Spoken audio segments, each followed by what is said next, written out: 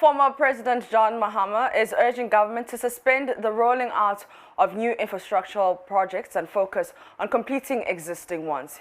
He is concerned projects like the gov't and Salakope Sea Defense in the Ketu South municipality, which was started under his tenure, has been suspended since the new Patriotic Party took over in 2017. He's worried the situation is resulting in the destruction of homes by tidal waves. The former president on Wednesday joined members of the gov't caucus in Parliament to present relief items to residents whose houses were destroyed in the latest incidents.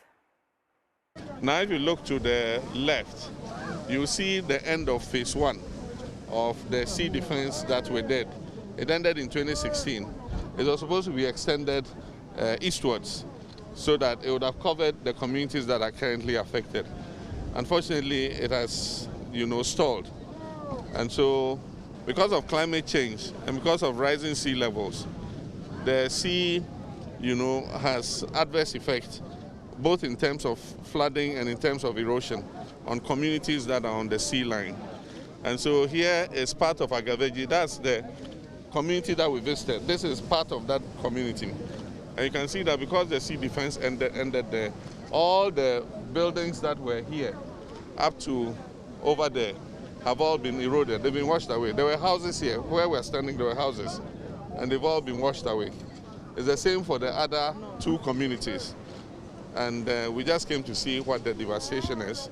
We've done the presentation, and we hope that your advocacy would also trigger some response from government to come and continue the sea defense and cover these communities so that it protects them from the ravages of the sea.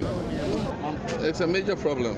Everywhere you go in the country, you find projects left by previous governments that were not continued. And that is why we said that when we come into office, for the first year of being in office, we're not going to start any new projects. We're going to use the resources to continue and finish all the projects that have been abandoned by previous governments. And I think that that's what we should do. I mean, you don't go building a new secondary school when you have a secondary school that has been abandoned, and so I think that's what government should do. Suspend new projects, spend the resources and finish, ongoing projects and existing projects. And then after that, you can continue with new projects.